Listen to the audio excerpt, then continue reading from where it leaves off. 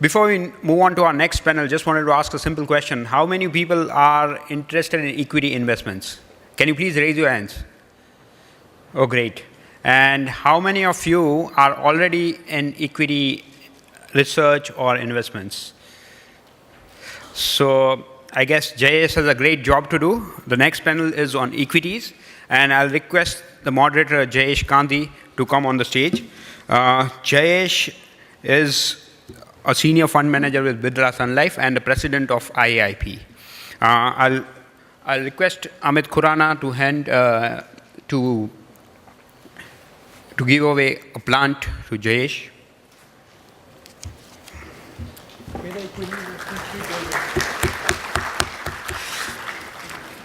Okay. Now I'll request panelists to come on the dais, please. Prasanna Gajri, CFA, Chief Investment Officer, HDFC Standard Life Insurance Corporation Limited.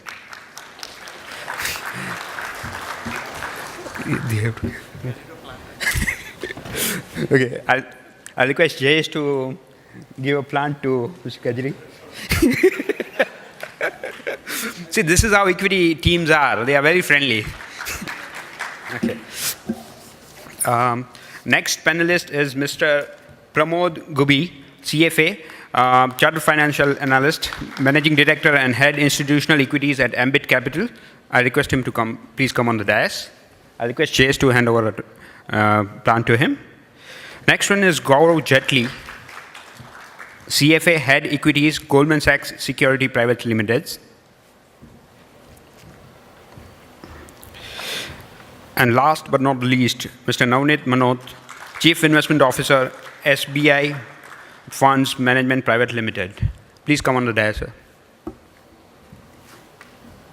And for all of you who have the pressing need for asking questions, please fill in the question card placed on your table, hand it over to volunteers, and Jayesh would ask the questions on your behalf. A special thanks to you. Thank you. Come, please. Yeah, I'll come.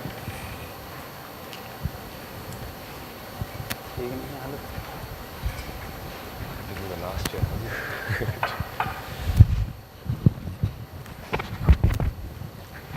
I'm on. People behind can hear me? Wonderful, good. So, thanks to Hiren for doing the survey, which suggested that almost everybody in this room is interested in equity. Clearly is one of the most exciting part of the investment management industry and the wealth management industry. It doesn't mean that other parts are not that exciting, but equity is just way ahead. And it's likely to be so. What we have today is a wonderful set of people here on the dais with us, represented by mutual fund, insurance company, and brokerage houses, global brokerage houses, domestic brokerage houses, and also, each of them are in various roles within their organizations. So I'm going to actually start with Navneet first, who heads as CIO of one of the top 5 mutual fund in the country, has been a veteran in the industry. Navneet, I'll ask you, start with this question. How is the industry feeling today? At the beginning of the session, we had this discussion where we said that, look, the industry has never had it so good in the last few years. It's been a wonderful this. How is the industry growing, and what are the key hiring trends within the asset management buy-side industry? If you could highlight, it'll be great. So surely, industry is feeling good. Achhe din aaj surely, at least for the asset management industry and capital markets in general. I'm sure everybody is aware of the flows that are there in the domestic mutual fund industry. Just before the panel, we were discussing with Pramod and others that now we have these SIP flows of over 5,000 crores. Likely to reach $1 billion very soon. But when you think about it, there are like maybe less than 1 crore people. There are 1.5 crore SIPs, but less than 10 million people in a country of 1.25 billion. So we have a long way to go. Right. So the whole financialization of savings or financialization of assets with other markets like REITs and WITs, etc., and the digitalization of finance, where it's becoming quite easier for people to invest. I think all of these are like structural trends, and we have a very, very long way to go. So mutual fund industry has been growing fast. I mean, so is the overall asset management industry, which includes insurance, pension side and all, has been growing fast. And I'm sure over a period of time, you'll also see some of the other developments. In the previous panel, I mean, somebody talked about how the passive fund industry is growing. So in India also too, you have today our Nifty ETF actually is the largest equity fund in India.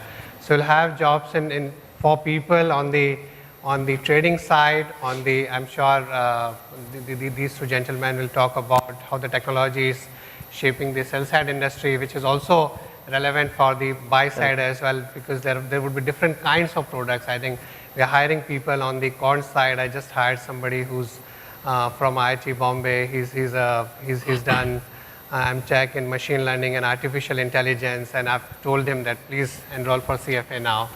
At the same time, for the active management in India, despite the growth of the passive industry, even in India, I think active has a very, very long way to go. So whether it's equity research, fund management, trading, quant research, economic research, I'm sure if you total up all the economists which are working in the entire industry, there will be like less than probably 10 or so. Yeah. I'm sure that will be a much greater number. So I think there are a variety of opportunities.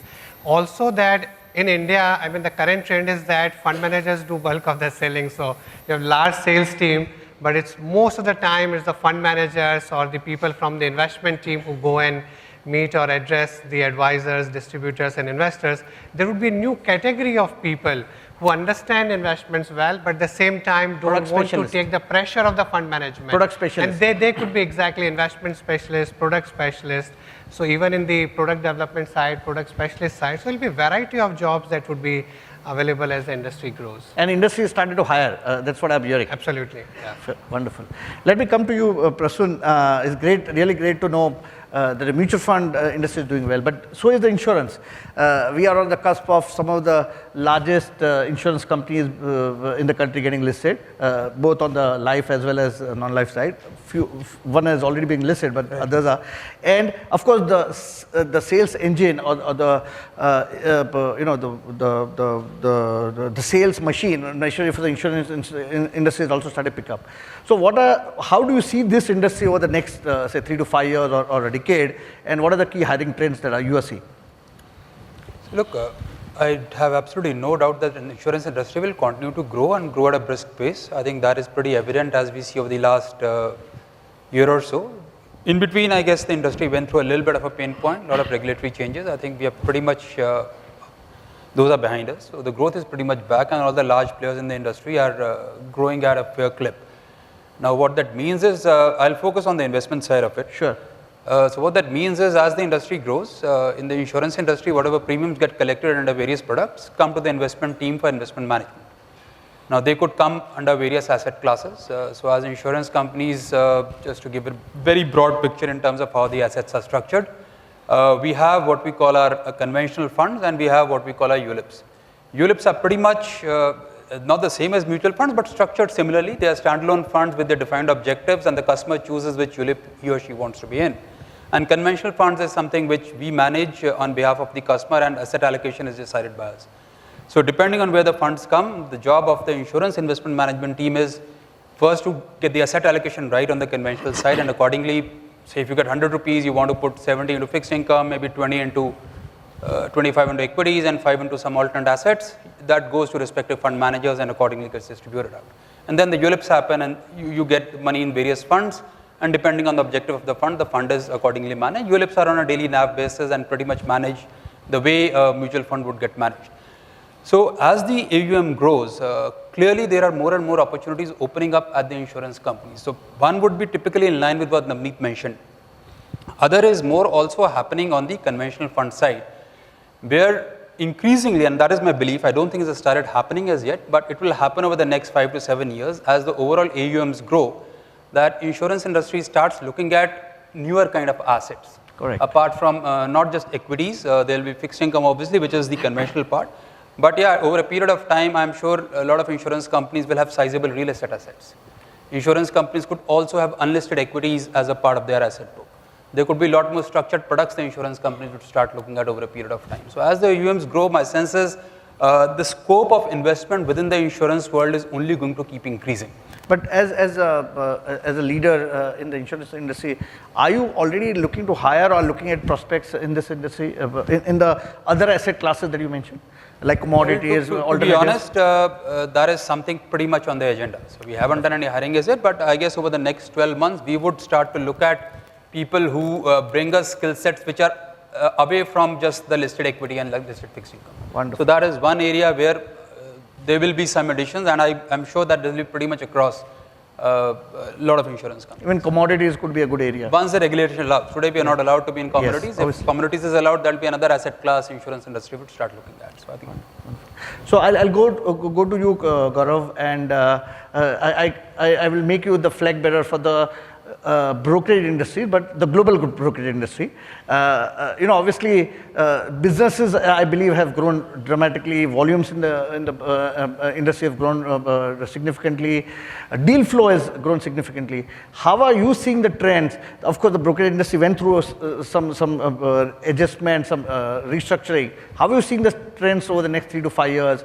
And what are the hiring trends that you are seeing within your global broking industry or the foreign broking industry? Sure. So I think for the global broking industry, over the next 3 or 5 years, you're going to see significant changes that are going to impact. Well, you're already seeing pressure on margins for the business. So because of some trends such as the move to passive, I think this previous panelist also kind of addressed that. Move to quant investing. So, traditionally, equities broking has been thought of this great operating leverage model where you have the resources in place. As volumes pick up, you're going to see this big upside in terms of margins. Operating leverage will kick in. Sure. You get great. Everything kind of flows to the bottom line. That has actually changed pretty dramatically over the last 2 or 3 years. So it's actually become a lot more like a traditional industry where you actually need to invest in capex, and this is a result of technology investments. So the rise of quant funds, the rise of passive funds, the rise of algorithmic trading. These are huge trends. I mean, 75% of daily volumes on the New York Stock Exchange now are passive funds. Passive funds. So and this number was like something like 20-25% not that long ago. I think like 4 or 5 years ago. So you've seen this dramatic shift. And these clients require, low latency. They need you to be able to offer, through your DMA platform or your electronic trading platform. So what's happened is that, firms like Goldman, a lot of the global firms have actually had to invest a lot more money in capex, which they are not used to doing. And so that's happened. It's continuing to happen. Also, you're going to see some big regulatory shifts. You're going to have obviously MiFID is going to kick in next year. A lot of firms are still kind of grappling in terms of what the true impact of that will be on the business as you kind of unbundle, research and and best execution. So there are a lot of things that are happening. So which has kind of made the industry kind of introspect a lot more in terms of how do we want to position ourselves to take advantage or kind of adjust to the new reality. The domestic industry we talked about is probably the only kind of bull market in the global financial services industry, at least on the asset management side. So most asset managers you talk, even globally, are kind of grappling with this whole active to passive shift. In terms of hiring trends, though, I think I'm actually an optimist. So I actually believe that what's happening is for the better, is for the positive. I mean, you've had many structural changes. People have called the demise of the broking industry several times over. It's never really happened. We serve a very, very important function. And I think what's going to happen, though, increasingly is that if you look at, I mean, I always look at my career I'm analyzing my career as I would analyze a business, right? Look at the structural trends that are shaping the industry. What are your strengths? How can you kind of adjust to that? And I think increasingly the value of being able to generate alpha is going to be increasingly important. So why do you think the passive industry has kind of gained so much scale and assets? It's because active fund managers, net of costs, have not been able to generate alpha globally. Now, India is a very, very different story. I mean, Navneet, Prasoon, the entire asset management domestic, actually, they've done a fantastic job of generating alpha. However, globally, that has not been the case. And it actually becomes harder. So, as assets kind of grow, it also actually conversely becomes harder to generate alpha versus the benchmark, right? But it's kind of, are you kind of looking at newer avenues so that you can service your client, newer kind of skill sets from the employees so that they can service the clients better? Yeah, so I mean, that's what I was coming to that. So I think the ability to generate, to have relationships, so that's where the soft kind of skills kind of come in. Those relationships, I think, are going to become increasingly valuable in the new world. Obviously, the technical skills are very, very important, and as all CFA charter holders, I mean, I think that's the base level that all of you have. But I think increasingly, the value of those relationships, people who can kind of are more aware globally of the trends that are happening, are more and are able to communicate that. Those are some of the skill sets that we are looking to add to the desk. Wonderful, wonderful. Pramod, I'll put you as a flag bearer of the domestic brokerage industry. Also, very important role you play. You are the head of sales. You've been the head of sales, so you bring a sales perspective to otherwise equity, which is largely research driven. A couple of questions to you. One is, how do you see the domestic brokerage industry? My sense is that the domestic industry has grown massively in the last 2-3 years. The space vacated by the foreigners is now captured by the domestic, including your own firm. So the question is, how do you see the prospects next 3-5 years? Second is, what are the key hiring trends? I know your firm has been very active in hiring CFA charter holders on sales role as well as research role.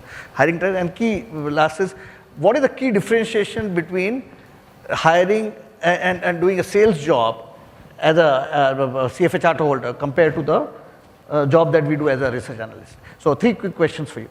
Sure. No, I think it's been a great phase for the domestic brokerage industry as well, pretty much piggybacking on the success of the domestic asset management industry.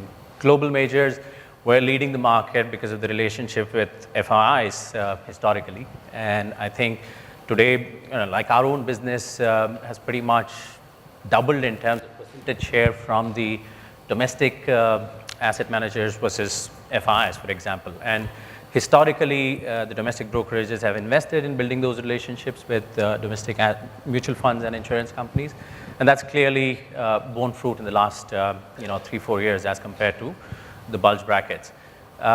In terms of the sales perspective for CFAs, I think we've always hired research analysts into sales roles because the sort of positioning we've created in the industry, which is research at the core of everything we do.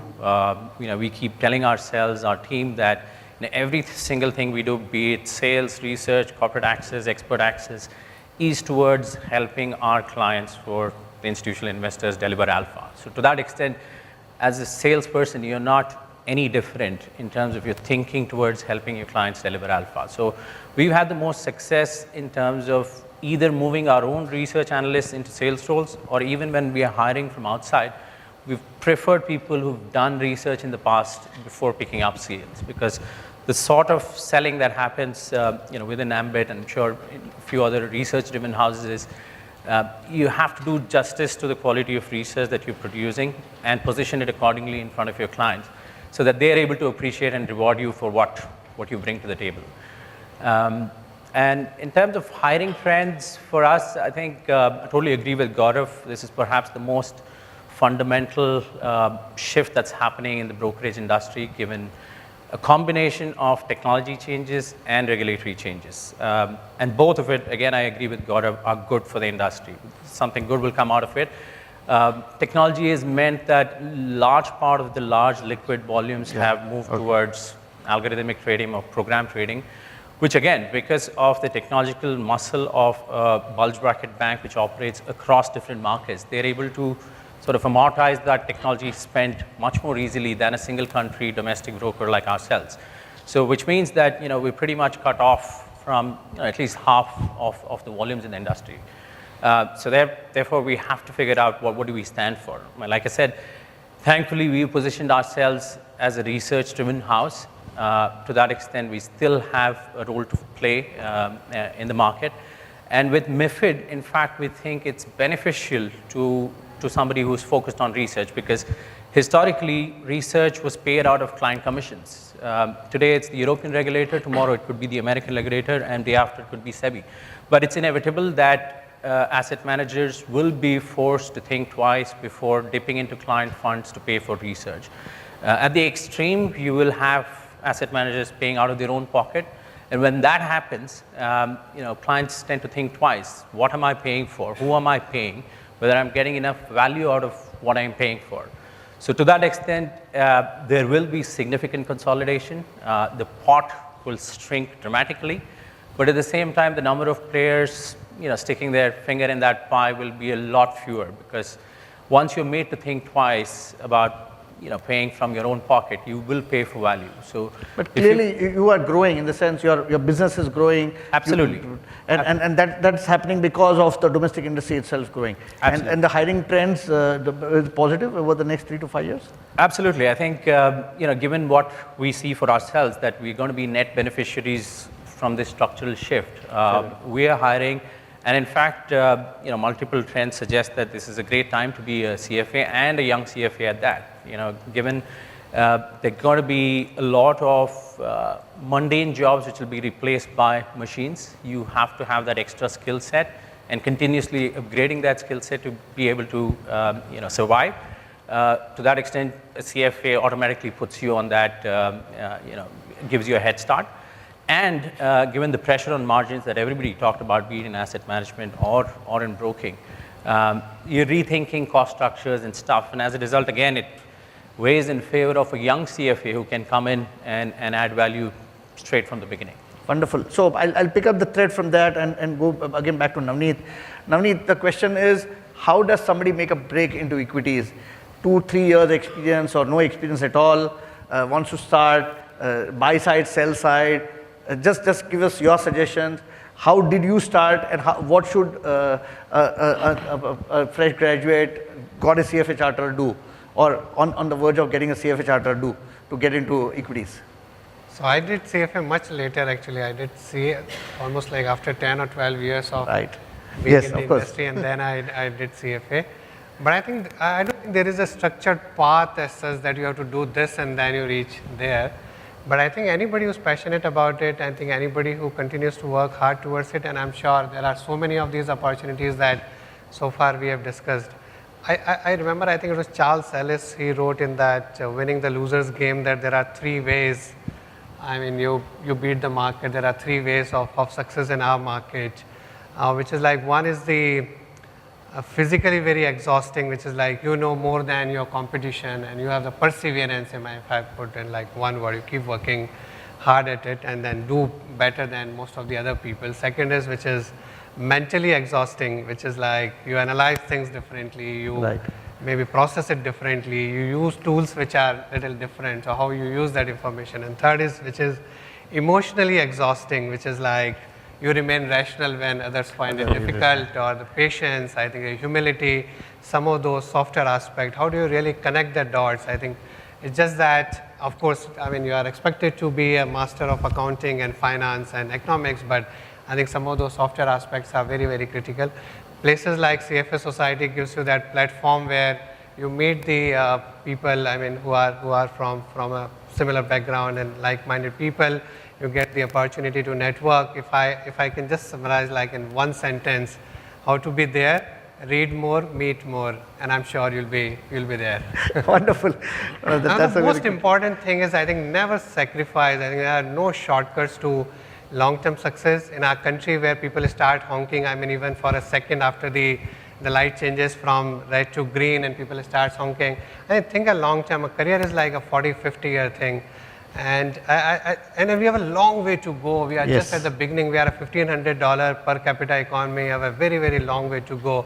I think long term. There are no quick, or there are no shortcuts. I see analysts, I mean, sir, I've done this financials for 2 years now. What next? I mean, you haven't seen one cycle, and people just want to. And the another thing, the advice I would give is, because we are such a hierarchical society, we come from that whole British and then our ancestors, where the whole career is like assistant manager, whatever, AVP, vice president, president, and we keep looking at growth like that. It's very different. I think Gaurav can add more light that in New York, I mean, people join as, let's say, an industrial analyst or a transportation analyst, or let's say metal analyst. He covers 4 companies throughout his career. But after 20 or 30 years, when he downgrades BHP Billiton, that day the stock goes down $1. I mean, that's the power that Power they of the have. analyst, correct. Any new CEO of BHP Billiton wants to meet that analyst. I'm sure it will change over a period of time in India. There is no one single that path that you have to grow like that. And I see that analysts joining and they start thinking in terms of how do Growth. I become the head of equity. No, point taken. Let me come back to you, Prasun. When you are looking at people, looking to hire, what are the key skill sets that you look at? Softer skills, technical skills, etc. If you could throw more light. And again, your experience, or how long does it take for somebody to make it big within the organizations that you've kind of worked with? See, I guess the skills are pretty much the same. The technical skills are important. You need to understand the basics of accounting. You need to be able to understand the financials of a company. And over a period of time, develop some expertise, at least in a few of the industries. Yes. But I think more important are some of the softer skills to my mind, because a lot of people go through the rigor of learning those technical skills. So I think that becomes a part. So what really makes the difference eventually is, one, in my view, is the rigor and the eye for detail. I think that's very important in our business, because the fact that you're competing with the best of the best in the system, how do you really get that mental edge? Nabdeep mentioned all sorts of exhaustions in that case, but the fact is that if you want to get that little bit of edge, you want to derive alpha, you need to really work hard and you need to really get into the details of it. Otherwise, you never really will be able to do the right kind of job. So I think that is one. Second, in my view at least, I look for temperament. I think a lot of times people believe equity investing is about taking action. In my view, a lot of times it's about being inactive. And that temperament comes with time. So you have to really look for someone who has that patience, who has the courage of conviction in his views, who really believes that once he has done his work, he's not really going to get swayed by a lot of noise. Today, the amount of information we get is mind-boggling. It's far different from what it was maybe 10 to 15 years back. And to sift through that, to say what is noise, what is real information is a Herculean task. And it's always very tempting to kind of react to every kind of information. So you look for that skill where people have that ability to sift through that, to really come down to what the essence of that information is, and then really decide whether they want to really act on that information or not act on that information. I think these are some of the traits I would look for when I'm trying to hire on the equity side. Now, in terms of how the growth over a period of time, I completely agree with Navneet. I think in India, I find this quite intriguing that forget covering a sector, I have analysts coming down saying, sir, 2 sector ho gaya, abhi fund manager kab banna hai? So my point is that in the early phase, it did happen that way, because there was not much talent in the system. People were new. So someone who spent 5, 7, 8 years doing research, became a fund manager, and then grew into the job. And you ask any fund manager who has been doing fund management for the last 15 years, he'll tell you he's far better today than he was 15 years back or even 5 years back. Because every cycle teaches you something, every year teaches you something. The way you really look at the funds, your perspective completely changes with time. So in my view, I think over a period of time, it will be very important for some people to get far more specialized in research than what we see today, both on the sell side and the buy side. Fair enough. So today I find it astonishing at sometimes people covering a particular sector have done it for last 4 years, at best of 5 years, even that is sometimes a stretch. And believe me, still you have seen a few cycles, you really know nothing about what is really happening. Fair enough. And I think that is important. So longevity in a particular role will become more important as you go along. Little bit more specialization in a particular industry will become more important as you go along. Rather than being jack of all trades, I think it will be, you become master of an industry or a couple of industries, and that will really help you grow your career. Fair enough. I'll pick up the thread, what you mentioned about specialization, and go to you, Gaurav. What are the key specialization trends that you're seeing? One of the key questions that I'm getting from this big bundle shows the interest that is there in the equity panel, is more technology coming into investment in technology going to drive out analysts? Are you looking at more specialization? What are the new skill sets? Are technology skill sets also a requirement that analysts will have to have as things go in the future? Maybe you can throw more light on this aspect as well. Yeah, sure. I mean, awareness of technology and understanding of technology, I mean, I'm just talking from our industry's perspective, is obviously hugely important.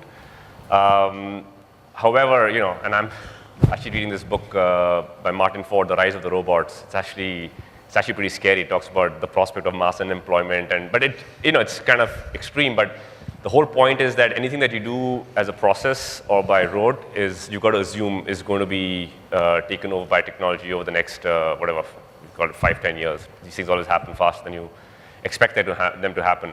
But so how, as a human being, can you actually differentiate yourself and add value to your clients? So, I mean, to your point around specialization and going back to the earlier points around deep knowledge of an industry, about a sector, and having that perspective of multiple cycles, ability to offer that to your clients on the sell side is hugely valuable. I mean, that's something that cannot be disintermediated by technology.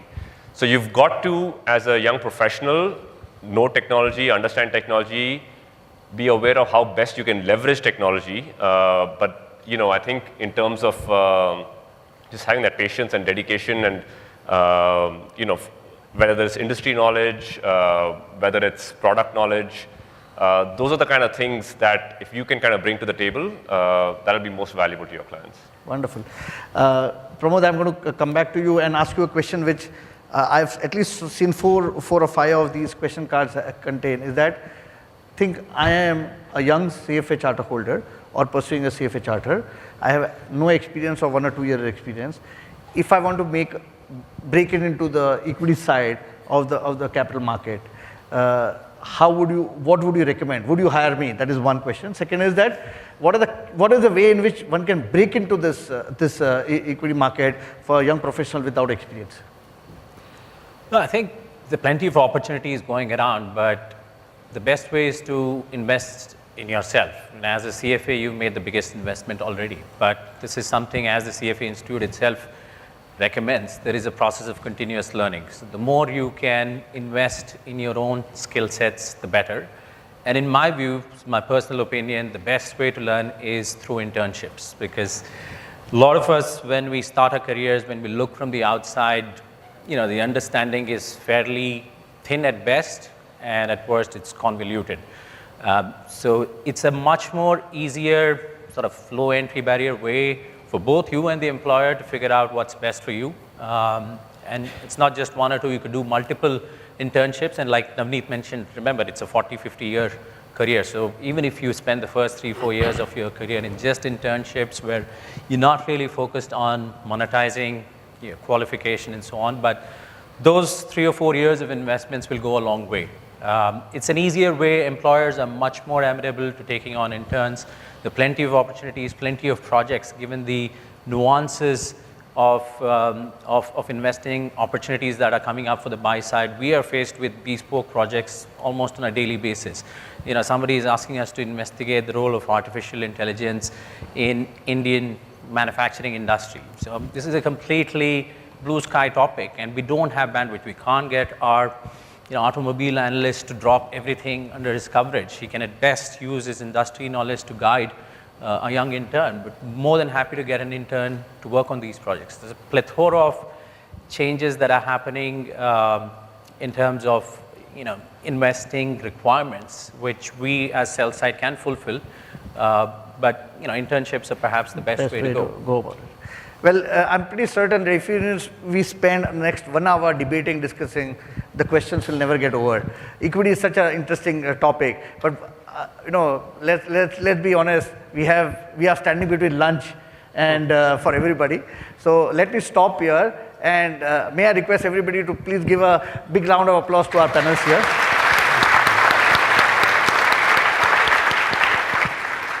Each one of you will have an opportunity to meet them, each one of them in a meet and greet session during lunch. So please use that time judiciously. Again, from me personally, thank you guys. Thank you very much for being here, this panel. It was really great to listen to all of you. Thank you. Thank you, Jayesh and the panelists. I'll request Jayesh to please hand over the token of appreciation to all the panelists. Yeah. Prasad. Thank you, sir.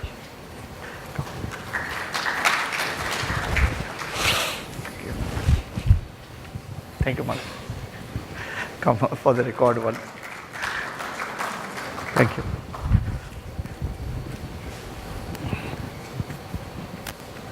Gaurav. Come.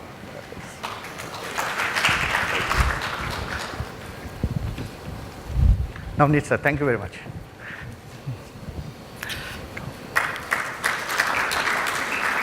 Thank you all the panelists, and I'll request Jayesh to please stay back. Okay. Amit Khurana, please hand him a token of Oh, I appreciation. get one as well? Oh, Yeah, thank you do. Thank you.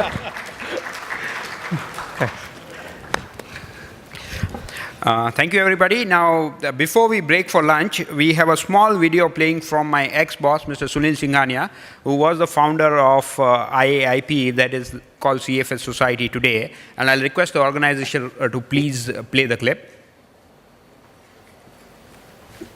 And there's some more housekeeping announcements to be made before you break for lunch, so please stay back.